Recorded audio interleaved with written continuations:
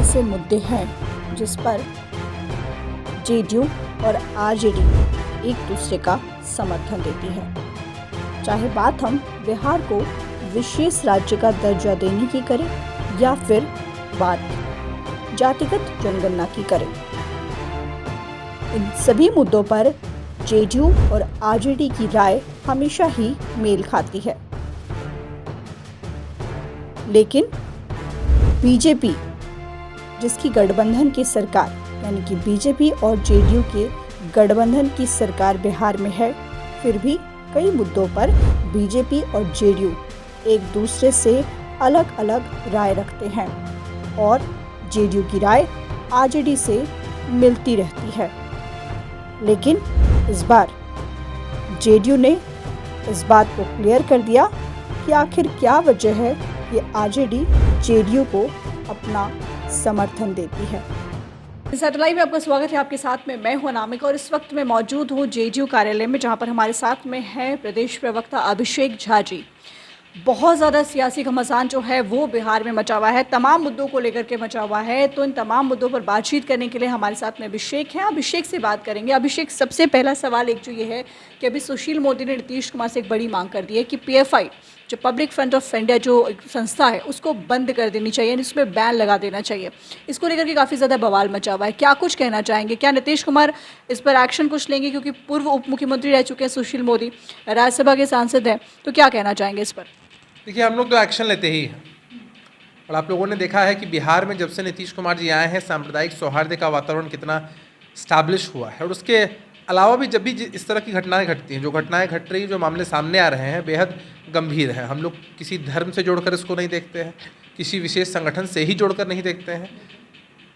कानून की नज़र में हर कोई बराबर है और कोई भी गड़बड़ी करेगा तो हम लोग उन पर कार्रवाई करेंगे। सुशील कुमार मोदी जी ने कहा है, मुझे लगता है कि उन्हें एक बार केंद्र की सरकार से भी बात करनी चाहिए। उनकी पार्टी पूर्ण बहुमत में है, केंद्र में एनडीए की सरकार है और एनडीए में भाजपा सबसे मजबूत घटक दल है। बिहार में जब भी इस तरह के मामले आएंगे, लगातार कार्रवाई होती रहेगी। अभी एक और मुद्दा बहुत ज़्यादा चला हुआ है, वो है एसएसपी को सस्पेंड करने की बात जो हो रही है। आरएसएस को लेकर के तमाम तरह की जो लेकर के अब सभी पार्टियां जो हैं वो कहीं ना कहीं, खास करके बीजेपी की बात करें तो बीजेपी लगातार मांग करे कि एसएसपी को हटा दिया जाए। तो अभी तक उनके ऊपर क्यों नहीं कोई एक्शन लिया गया है? देखिए, एसएसपी महोदय ने तो खुद भी इस पर स्पष्टीकरण दिया ही है और जहाँ तक हम लोगों के पास जानकारी थी, जो भी लोग अभियुक्त हैं, जो गिरफ्तार हुए हैं, उनके बयान को एसएसपी महोदय ने कोट किया था।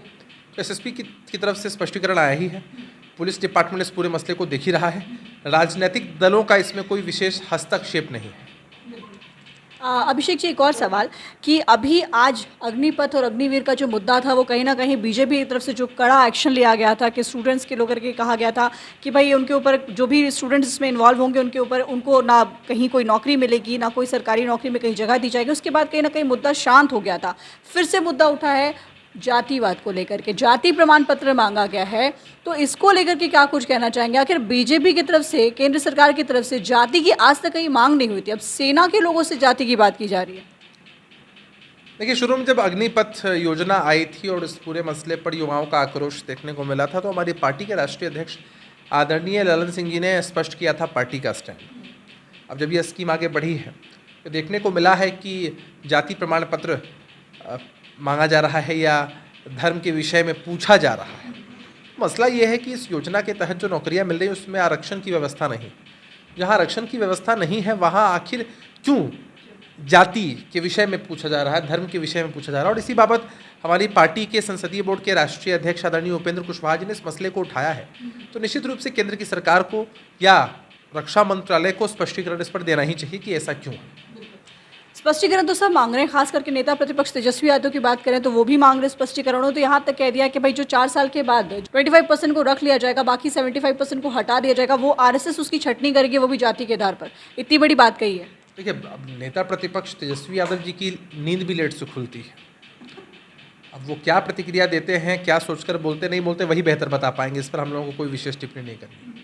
लेकिन एक बात तो है अभिषेक जी कि कई ऐसी बातें हैं जहाँ पर जेडीयू और आरजेडी साथ साथ हो जाती है, चाहे वो बिहार को विशेष राज्य का दर्जा दिलाने की बात हो जाए या फिर जातिगत जनगणना की बात हो जाए। भाई बीजेपी, जेडीयू और आरजेडी के यहाँ पे सुर हमेशा साथ साथ में रहते हैं। कुछ आगे कुछ समीकरण बन सकते हैं क्या? हम लोग ऐसा नहीं मानते हैं। जेडीयू का या हमारे सर्वमान्य नेता नीतीश कुमार जी का स्टैंड बहुत फर्म होता है, क्लियर होता है। किसी मुद्दे पर हमारी पार्टी की नीति, हमारी पार्टी का स्टैंड क्लियर होता है। अब उसके समर्थन में कुछ अन्य पार्टियां चल ही आती हैं, तो इसको इस एंगल से देखने की आवश्यकता नहीं है हमारे हिसाब से। तो कहीं ना कहीं समर्थन की बात हो रही है और चूंकि तेजस्वी यादव जो है वो हर मुद्दे पर जेडीयू का समर्थन ज़रूर दे रहे हैं। आगे क्या कुछ पार्टी की स्ट्रैटेजी होगी अभिषेक जी, वो आपसे जानना चाहते हैं, क्योंकि युवाओं को लेकर के आप युवा प्रदेश प्रवक्ता हैं, युवाओं को लेकर के क्या कुछ कहना चाहेंगे?